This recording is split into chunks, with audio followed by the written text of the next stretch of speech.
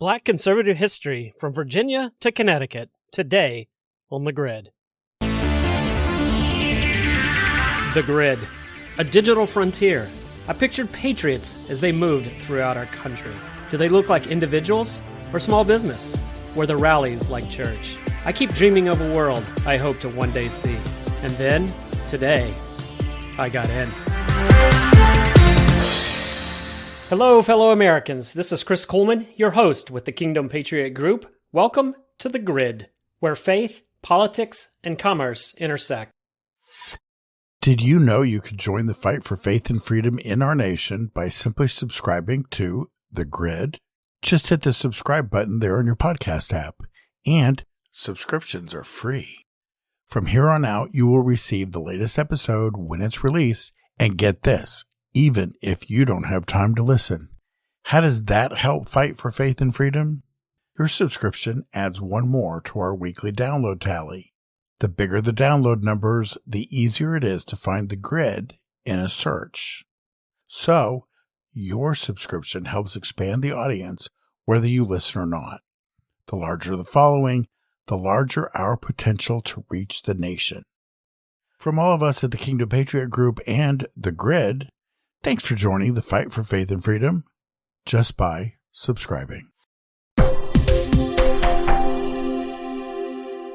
Welcome to this week's News in Review. We have a new update to an old story, and that's this. Federal charges were dismissed last week against a Canadian pastor who kept his church open in 2021 during the height of the pandemic because Canadian law said you could not assemble.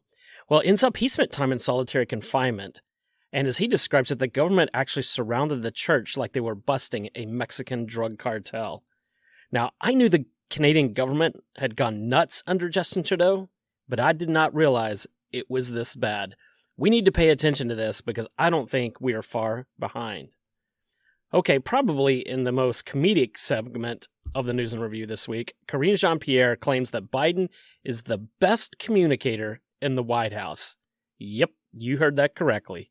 Well, if Biden is the best communicator in the White House, that explains a whole lot of things. How can you even make that statement with a straight face? Okay, and another very concerning story about religious freedom. A Christian teacher lost her job after refusing to deceive parents over this whole gender ideology thing. She says she was under a directive to call students by their preferred pronouns, and then she was instructed to lie to parents about their kids. She said that she was also told she had to allow trans kids into the female locker room. So she said she couldn't believe this. So to clarify, she asked, am I supposed to allow male reproductive parts into the female locker room? And she was told emphatically yes. Otherwise, it would be discrimination. This teacher, Jessica Tapia, said that students found her on social media where she states that she is very clear about her faith and her beliefs. She doesn't believe in pronouns or any other gender confusion other than what God has made you to be, your biological sex. She further says that she believes to affirm the confusion of gender is really not the way to love them all. In fact, you are just supporting the deceit of the devil. Well, the students reported her to the district, and she was subsequently investigated. She had to choose to obey the district directives or the way and beliefs that the Lord has called her to. She said she was put in a position that my personal beliefs, what I held to myself, was not allowed. I couldn't be both a Christian and a teacher. The district was confused why she couldn't just set her beliefs aside while she was at work. Jessica, good for you. I believe you have chosen correctly. And also, if I called it our hope segment, Asbury University in Kentucky is drawing nationwide, global attention amid a spiritual revival. Unbelievable. There's going to be more on this, I think, in the coming weeks, but God is moving. And I tell you, here's why I'm encouraged. The universities, through deceit and the lies of the enemy, have been stealing the hearts and minds of our youth for decades. How appropriate, how awesome that God would use those same youth, ground zero, as the start of a revival. I just love it. Thank you, Jesus. Also in another story, Biden refers to Maryland's first black governor by racially charged terms. Yeah, this is really not a big story. I wouldn't even mention this because to me, it's not that big a deal. It's just more the hypocrisy. When you call a black man boy, it is almost universally understood as being derogatory. This gets national attention if it's said by Trump or Ron DeSantis, but because Biden is a progressive liberal, he gets a pass. Also, this got very little attention, but several black conservatives rallied around Kari Lake when she refused to stand for the black national anthem at the Super Bowl, and this also included Larry Elder. Why did they stand with her? Because they responded the song was beautiful, but it's not our national anthem. We only have one national anthem, and it's not white. It's not black. It's not Hispanic. It's the color of freedom. Good for you. Also saw that a Georgia Democrat was smearing Justice Clarence Thomas, calling him an Uncle Tom. We'll be getting more to Clarence Thomas in the coming weeks, but to call him an Uncle Tom is what is so wrong with the party that supposedly champions tolerance. Clarence Thomas is the epitome of constitutional conservatism. He is the epitome of the rags to riches story. He is the epitome of someone who comes from utter poverty and becomes an unbelievably productive member of society.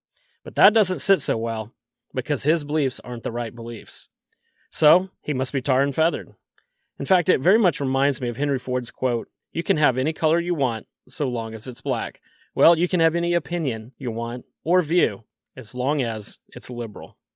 Also saw that Nikki Haley announced her 2024 presidential run as she is gearing up to win the GOP party nomination. I don't know if I've ever seen an example how a woman became more vile to another woman so quickly. The View has been torched for this because they have really gone after her. And I just don't get it. I thought a woman running for president was a great thing. But nope, apparently that's only true if you're a Democrat, particularly like Hillary Clinton. Otherwise, your conservative views are to be destroyed. See my previous comments on Henry Ford. Also saw that Joe Rogan just went after liberals for condemning health and fitness as a far-right initiative. Eat donuts and vote blue is the comment I heard. Well, Rogan is right on this. The left touts ending racism, but apparently the way they believe that you do that is you must find racism in everything. Instead of being colorblind, you have to become ultra color sensitive. Democrats are proposing baby bonds, which is in essence picking a birth date as a dividing line and just start giving these people checks for no other reason than their age. Supposedly, this is to close the racial wealth gap because black lives and black wealth matter. That's a new term. If you can figure out exactly how this accomplishes that, please share it with me because I don't see it. To me, it's just another disguise for socialism. This last story, very concerning to me because it appears to be a workaround. You remember when the thought process of the Ministry of Truth came out and it received a tremendous amount of backlash because it was to fight disinformation, but we all knew what it was. It was clear it was just a form of government censorship. Well, as that died down, these liberals just found another way. The State Department is funding a disinformation group that targets non-liberal and conservative news outlets. I'm guessing the reason the State Department is involved is because this group is not even on our soil. Yep, you heard that correctly. The group is a British nonprofit called the Global Disinformation Index. Well, that sounds a bit scary. I'm curious if George Soros is a principal. I don't know that, just asking the question. And oh, by the way, the State Department didn't just send over pocket change. They sent $300 million to this group, in case you were wondering. Sickening, deceptive, concerning, irresponsible, horrible stewardship, and enemy of freedom. Pure and simple. For this week's News and Review, that's a wrap. Well, welcome to week 3 as we look at 2 more prominent black conservatives. One of them you may have not even heard of. But before we do that, I just have to say I had a lot of fun doing this podcast because in the past, typically when I'm doing research or an information on someone, I feel pretty confident about either the topic or the individual. But that was not the case this time. I learned a lot about these 2 individuals within my research, and that to me is what made it a lot of fun. I learned so much and was really surprised. So let's just jump right in. First of all, I'm speaking of Carol M. Swain, retired professor of Vanderbilt University. Now, we spoke last week about retired pediatric neurosurgeon Ben Carson and how he was a rags to riches inspiration to the poor community. I'll think that you will find Dr. Swain's story just as much, if not even more, compelling. So let's take a look. She was born in 1954 in Virginia. She grew up in absolute abject poverty. She lived in essentially a shack that had no running water. She shared 2 beds with her 11 brothers and sisters. Now, if that was even a king bed, it doesn't really matter. 11 siblings sharing 2 beds. Just think about that for a minute. She did not even own a pair of shoes, so she would miss school whenever it snowed outside. In fact, she ended up dropping out of high school in the 9th grade. She later moved to Roanoke with her family, and in the 1960s, she actually went to a court and appealed to a judge to be transferred to a foster home. That tells you kind of what the home life was like. But the judge ultimately denied that, so instead she ended up living with her grandmother in a trailer park. She did eventually marry. She was married for 5 years, but then divorced in 1975. Now, I'm sure you're asking, Chris, are you sure this is a success story of a conservative black woman? The answer is a resounding yes, and as Paul Harvey would say, let's listen to the rest of the story. She was working as a cashier at McDonald's. She ended up earning her high school GED. She also worked as a door-to-door salesperson and an assistant in a retirement facility. She later earned an associate degree from Virginia Western Community College and went on to earn a magna cum laude BA in criminal justice from Roanoke College and a master's degree in political science from Virginia Tech. While an undergraduate at Roanoke College, she actually helped organize a scholarship fund for black students that by 2002 actually had an endowment of close to $350,000. She continued her education and got a PhD in political science from the University of North Carolina at Chapel Hill in 1989, and in 2000 she earned a Master of Legal Studies from Yale Law School. Now that is a far cry from the student who dropped out in the 9th grade and was working at McDonald's. In fact, she ended up receiving tenure as an associate professor of politics and public policy at Princeton University. And then for 18 years, from 1999 to 2017, she taught political science and law at Vanderbilt University. And then she subsequently retired. Now, she's written several books, and if you want to get fired up for conservatism, just listen to even the titles of these books. I'm just going to run through about 6 of them. The first book, Black Faces, Black Interests, The Representation of African Americans in Congress. The second one, New White Nationalism in America, Its Challenge to Integration. Now, that doesn't sound like conservatism, but you'll understand as we read some things later. Abduction, How Liberalism Steals Our Children's Hearts and Minds. Okay, that sounds pretty conservative. Be the People, A Call to Reclaim America's Faith and Promise. Countercultural Living, What Jesus Has to Say About Life, Marriage, Race, Gender, and Materialism. And then lastly, Black Eye for America, How Critical Race Theory is Burning Down the House. She's gone on to participate in conferences and radio programs organized by the Family Research Council, the Tea Party movement, and even the Heritage Foundation. All 3 of those very solid, conservative, biblical organizations. Okay, so back to her time at Vanderbilt. I find this laughable. Not too many years ago, 2015, a group of students started a petition asking university administrators to halt Swain's teaching and require her to attend diversity training sessions. Well, the students should have realized, of course, that diversity training is not exactly for the rags to riches black college professor.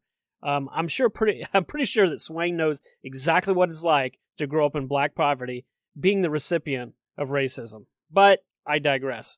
So the students accused Swain of becoming synonymous with bigotry and intolerance and unprofessionalism. Well, Swain responded by calling the students sad and pathetic, in the sense that they were college students and they should be open to hearing more than one viewpoint. The petition garnered over 1,000 signatures within just a few days. Ultimately, before they actually changed the petition to ask administrators to only suspend Swain, but require all professors to attend diversity training. Well, in response to that, actually a pro-Professor Swain petition was started by her supporters, who suggested the student petition was reminiscent of China's Cultural Revolution, when student Red Guards made false and ridiculous accusations against their professors. That's probably true. Well, in January of 2017, Swain announced that she would retire from Vanderbilt and stated, "I will not miss what American universities have allowed themselves to become." After a series of racial protests erupted in the summer of 2017, An article in the Weekly Standard actually called Swain the Cassandra of Vanderbilt. Well, this was well said, folks. I mean, we're talking about a lady who is from the inside. She is boots on the ground, front and center in American universities. These universities have lost their mission. They have become ground zero of wokeness, left, progressive, anti-faith, anti-freedom teaching. They are not teaching the basics. They are purely and wholly devoted to the indoctrination of the youth. Youth, by the way, who don't have a fully developed prefrontal cortex. Thank God there are professors out there like Dr. Swain. In other areas of public service, she served on the Tennessee Advisory Committee under the U.S. Civil Rights Commission. She was even appointed by President George W. Bush to be on the National Council of Humanities. In addition, she was also a board member of Roanoke College. She was also the chairwoman for President Donald Trump's 1776 commission that released its report in January 2021. And it was in response to the New York Times Magazine's 1619 project, if you remember Nicole Hannah-Jones. And the commission called for patriotic education and criticized liberals for left-wing indoctrination in our schools. Now, the report was condemned by historians who noted there were no professional historians of the United States on the commission. This got almost no press at all. Instead, Nicole Hannah-Jones has been raised as the savior of Black American history, even though her project was highly biased, politically skewed, and often factually inaccurate. So here's some other views that Professor Swain holds. She argued in 2002 against reparations for American black slaves. She called the re-election of President Obama in 2012 a very scary situation. She argued that civil rights leaders like Jesse Jackson and Al Sharpton had used the killing of Trayvon Martin to increase voter registration for the Democratic Party. She also was very upset that black-on-white crimes are underreported in the media. In 2016, she criticized Black Lives Matter, suggesting it was a Marxist organization, a very destructive force in America, and she reiterated that it needed to go. In October 2020, she recorded a video in which she actually compared Black Lives Matter, Inc. to the Ku Klux Klan. She wrote an op-ed even criticizing Islam in the Tennessean. She argued that Islam is not like any other religion in the United States. It poses an absolute danger to us and our children unless it is monitored. If America is to be safe, it must institute serious monitoring of Islamic organizations.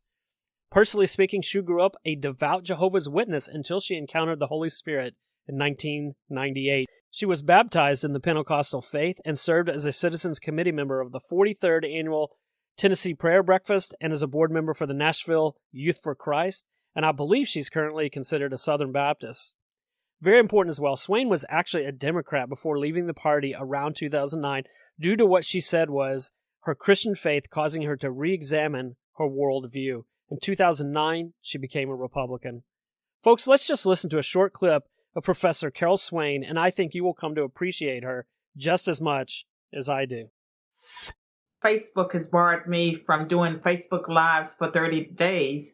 And it is the case that when I do a Facebook Live or Instagram Live, that lots of parents and people concerned about critical race theory will ask me my opinion about race relations and what should be done. And I can tell you that critical race theory, as they're teaching it in this country, it is racism itself. It is white supremacy because it argues that all white people are oppressors, that they have a property interest in their whiteness, that they have to be forced to become anti-racist. And in many cases, they are violating the Civil Rights Act of 1964 and the Equal Protection Clause. The civil rights laws protect white people as well as every other group.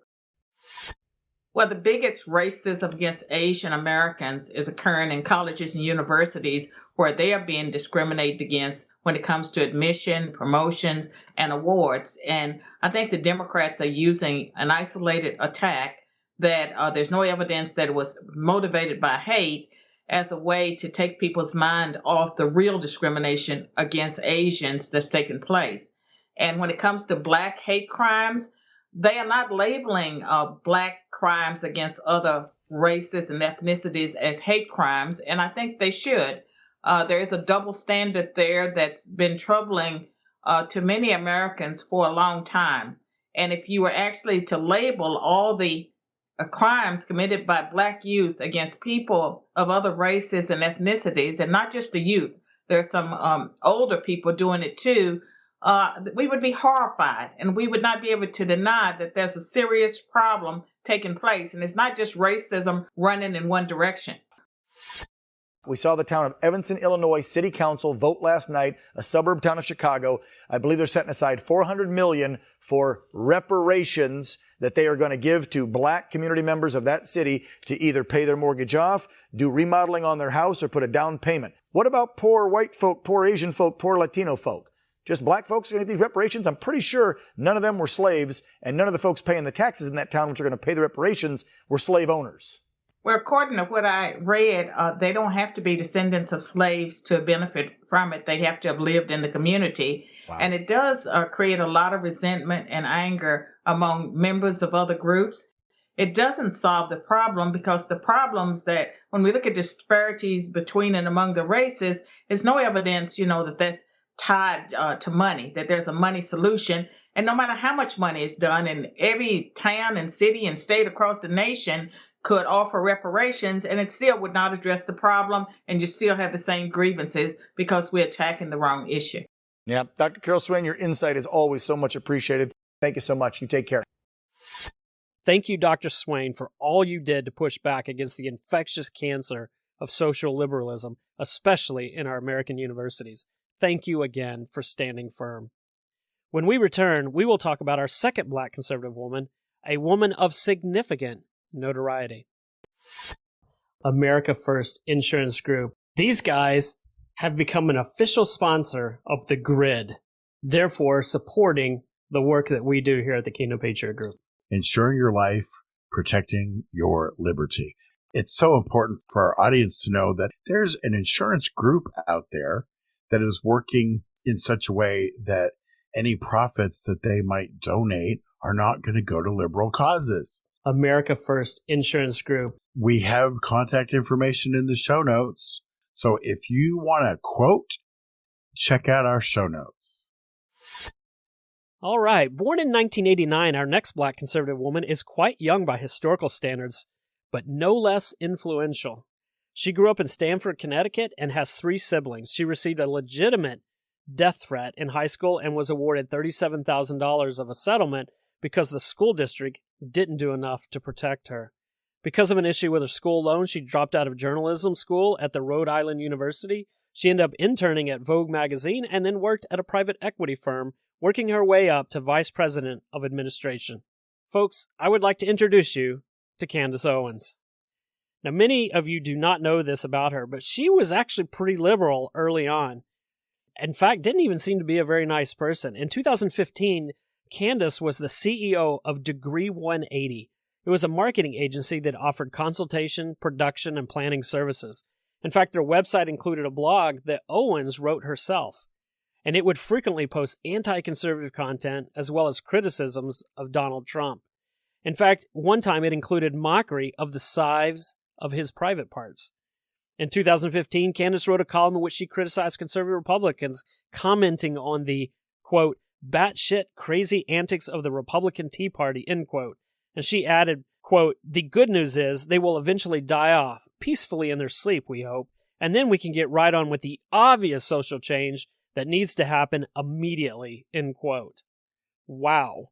How could Candace be on my list of great conservative black leaders with comments like that? Well, let's continue. She launched a controversial company called Social Autopsy that was going to attack internet bullying, but in the process of doxing concerns, she had her own private information leaked. In 2017, she remarked, I became a conservative overnight. I realized that liberals were actually the racists. Liberals were actually the trolls. Social Autopsy is why I'm a conservative. We could almost say the rest is history, but there is much more. In 2017, Turning Point founder Charlie Kirk hired Owens to be the director of urban engagement. In 2018, she registered as a Republican, and in 2020, she announced that she was joining the Daily Wire. She is now known as an ultra-conservative right-wing individual, depending on who you ask. In fact, in a great quote, she says that liberals hate America and Trump loves America. In regards to her views, she pulls no punches. So let's just look at some of those. She criticized the Black Lives Matter movement and has described Black Lives Matter Inc. as a bunch of whiny toddlers pretending to be oppressed for attention. She argues that African Americans have a victim mentality, often referring to the Democrat Party as a plantation. She's argued that the American left likes black people to be government dependent and that black people have been brainwashed to vote for Democrats. She has characterized abortion as a tool for the extermination of black babies. She has said that black Americans are doing worse off economically today than they were doing in the 1950s under Jim Crow, and adding that this is because we've only been voting for one party since then. She's attributed economic improvements for African Americans, such as low unemployment rate, to Donald Trump's presidency. And in 2020, she claimed that George Soros actually paid people to protest the murder of George Floyd. Shortly afterwards, she argued that George Floyd was not a good person. I don't care who wants to spin that, she said. The fact is, he has been held up as a martyr, and it sickens me. Owens is critical of feminism. She described the hashtag #MeToo movement as an international movement against sexual harassment and assault, and she described it as stupid and said that she hated it. Owens wrote that the movement was premised on the idea that women are stupid, weak, and inconsequential.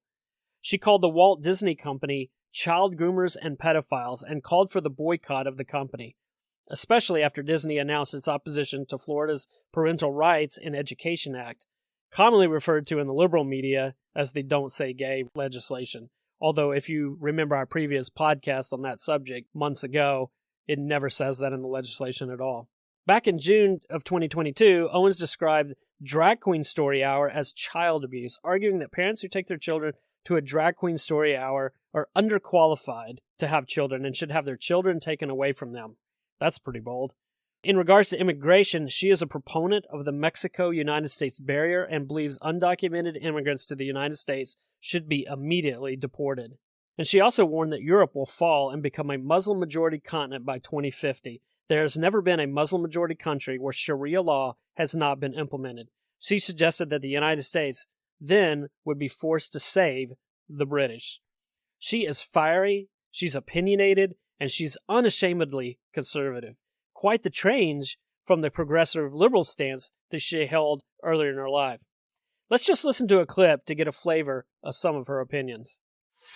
One of the bravest people we know and one of the smartest joins us tonight. Candace Owens, thanks so much. First of all, thank you for doing this. It's like that whole moment is forgotten. Why did you think it was important to make a documentary about it? Because of exactly what you said, because they want you to forget it, right? They do these things, they sort of punch you in the face and then they move on and they say, nobody look any further. We're now moving on to a different narrative. It is important to pause and to reflect and to consider what happened and ask a very big question, which for whatever reason, no journalist was interested in at the time. We were all basically required to either put up a black square or donate to Black Lives Matter or to make some, statement online about how black people are suffering to make sure that Black Lives Matter would receive the $80 million that it received in 1 year.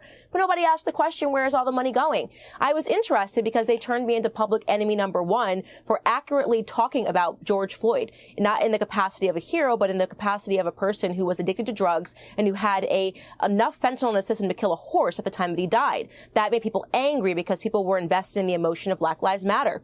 And so look, I'm wearing the shirt. It is the BLM symbol, but instead I've inserted some cash into it because what they really did is they robbed Americans. They robbed Americans' emotions. They extracted emotions. They used black pain to create confusion and to take millions upon millions, tens of millions of dollars from people. And where did the money go, Tucker? That's what the documentary explores, and people are going to be shocked. I hope people are very behind the transgendered movement because that's where a lot of this money went, and then there's just a dead trail because the one thing that you're afforded when you decide that you are transgendered is you can change your name. So you don't know who any of these people were originally, but they received hundreds and thousands and millions of dollars of cash. Any actual, normal black person who benefited from BLM? No, absolutely. It's the exact opposite. I can tell you millions of black people who suffered because they now live in the inner cities that were looted and that were rioted, and therefore the businesses picked up, which my documentary will show. They picked up and they left because why wouldn't they leave? Obviously, if they're basically saying that crime is allowed to take place and these are zones in which there can be no policing. So these people are now suffering economically, and we of course predicted that that would be the outcome because of the BLM scam, which benefited nobody. And there are a lot of questions. In my personal opinion, this was a money laundering scheme. And it is interesting that these individuals, like Patrisse Cullors, decided to host a Joe Biden inauguration party at the Black Lives Matter house. Again, all of that is in the documentary. It's stunning. And I do want to add this. My personal charity, after I announced that I was doing this documentary, I run a charity called Blexit. We received a letter 2 weeks after the trailer dropped from the IRS saying that they were going to investigate my charity. I welcome the investigation because I am not a scam artist and I do real work in the inner city communities. This is Biden's IRS once again saying you are not allowed to investigate anything that the media is complicit in. They're going to come for you at some point, as you know. Candace Owens, appreciate it. Thank you Absolutely. so much. Thank you so much. Folks, you just gotta love her. She shoots from the hip, and sometimes she gets it totally wrong. Sometimes I think she's even over the top. But I also watched her documentary of Black Lives Matter, Inc. as she tried to follow the money trail of this Marxist organization. She was respectful, kind, and unassuming, but she relentlessly chased the truth. That's all conservatism is. It's the pursuit of truth, not an intersectional fantasy of theory, desire, and irresponsibility. I hope you have a better appreciation for these two black conservative women. I know I do, just by doing my research for this podcast. I'm also encouraged because I think we just don't realize that these people are out there because the media gives the microphone early and often to every liberal progressive on a street corner. But they hit the mute button on all conservatives, and specifically black Christian conservatives, because they don't follow the narrative. Therefore, they must be silenced or even worse. Thanks, folks, for listening to The Grid as we get a better and more accurate view of Black History Month. Until next time. Thanks for joining us for today's edition of The Grid, and special thanks to our sponsor, America First Insurance Group. Be sure to visit our website at kingdompatriot.us to join the movement of faith and freedom. That's kingdompatriot.us. Join today so that together we can make a difference. Your membership is appreciated, your input is valued, and your voice is needed. I'm Chris Kuhlmann, and I am a Kingdom Patriot.